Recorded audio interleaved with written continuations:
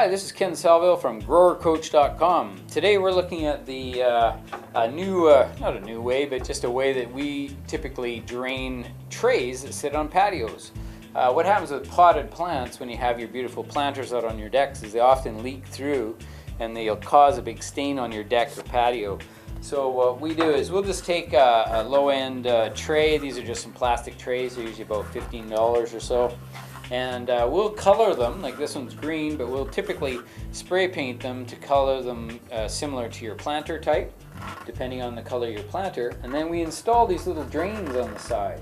So the drain itself is actually a little electrical fitting, and I'm just going to show it to you up close. You can see this side. These are about $1.65 at the hardware stores, and they're actually a little electrical fitting. And they just unscrew, but they have a rubber seal inside, just on the inside here.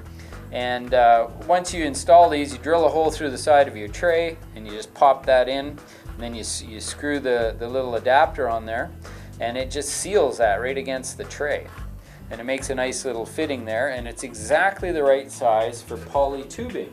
So then we take a piece of poly tubing like this and we just push it on to that little fitting, and then we drain that off the side of the patio into a flower bed or planting bed. And that really helps so the plants are not sitting in water.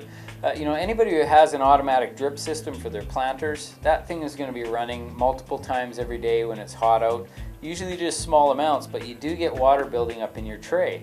And eventually it starts to overflow and it can be quite sort of gummy. So what this does is it controls that water and it gets it out of the tray and into the planting bed. So that's it for today on draining trays. Again, I'm Ken Salvail for GrowerCoach.com.